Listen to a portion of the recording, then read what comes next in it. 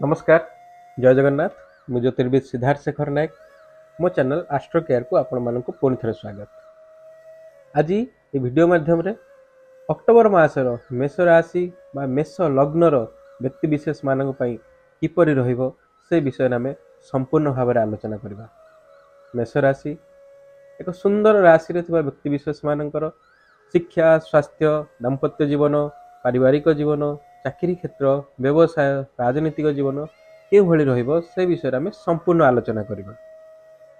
तो ता पूर्व जानी रखिबा 2025 मसीह रे सेप्टेम्बर मासरे मंगलंकर चलन होईछि जेहेतु मेष राशि रो अधिपति होउछंती मंगलंकर चलन होईछि।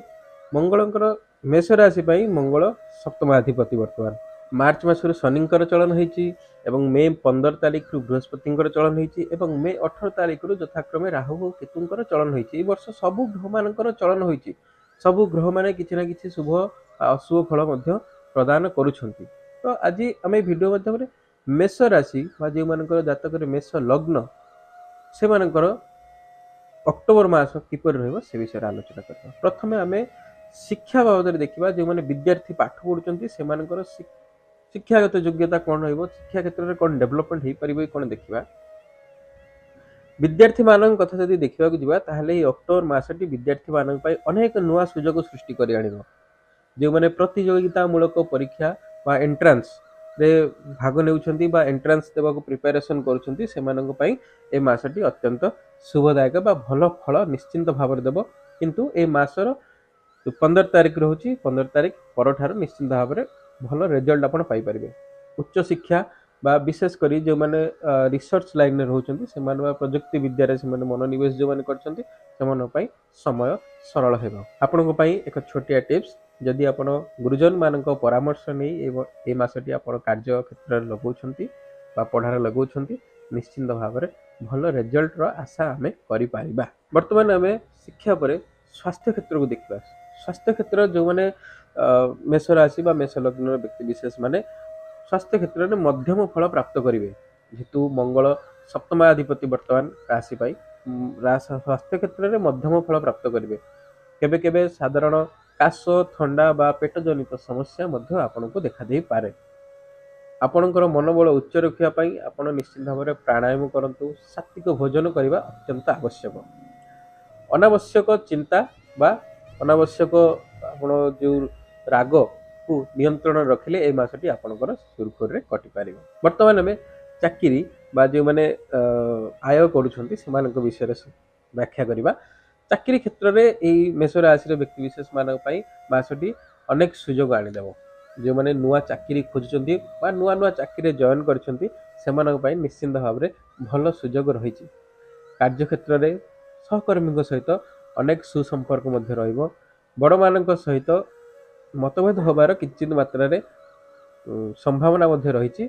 ए मासटी मन रखंतु अनेक कौशल रे आपन को कार्य करिया को पड़िबो जहा द्वारा आपन निजे बेनिफिट मध्य पाई परिबे। व्यवसाय क्षेत्र जदि देखिबा जिबा ताले व्यवसाय करथवा व्यक्ति विशेष माने ए मासटी आपन को मध्यम स्तर रो उन्नति योग मध्य रहिछि। आपन को जदि पार्टनरशिप रे बिजनेस चलछि ताले पुराना पार्टनरशिप रो ए मास आपन को लाभ मध्य मिल पारे।